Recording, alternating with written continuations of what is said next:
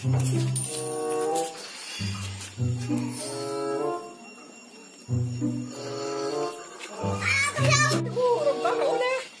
rau bị xí tháo cắt thầy xí cái nín chắc em mắc cái liền nghiền tọt chúa đi xe em ở lại ăn được đâu pha thì cái ngà rau bị xe ra cái này bốc sẽ lâu khát không biết tháo được thầy đấy xí cái pasal là cái game mình có thể làm khel chín mà những cái tháo ba mấy đồng bùi thật chứ cảm ơn lô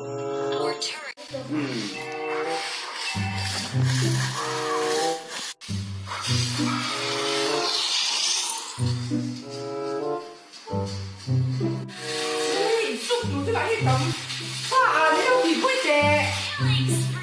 ？phah咁樣路，嗱啲最啲嘅啲花生酥佬嘅啫，你老媽，喂下餐，我近年in年被個族近年即做咗啦，花係我哋呢咗下餐嘅地方嘛，打分咗招咪你，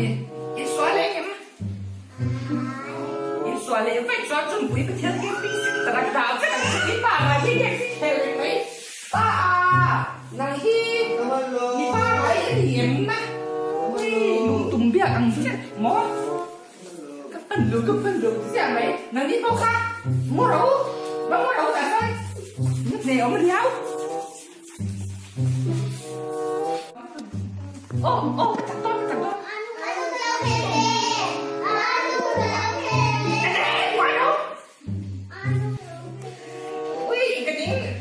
東時上錯啦咪，佢哋都讀一百嚟嘅。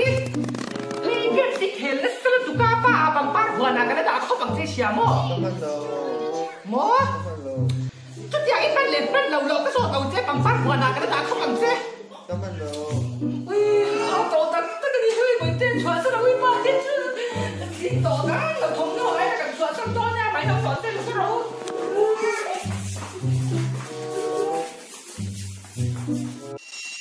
？Games example là MLTCOCT ilo khel ni pawhin a chin tawk ziala khel chin tawk ziala a chen chu nu patam tak chin khawp phah na mang te pawh an awm ani hei thil thalo tak ani a in chung khur ngai to lo khopa games khel ai chuanin a chin tawk in bituk thia ve te anga ya chu wang chuanin khel chin tawk ziala mi fing le fel ini mai kan video te ilo ro puya ilo rim pui ti chuan at noya subscribe ti hi ilo ve sakla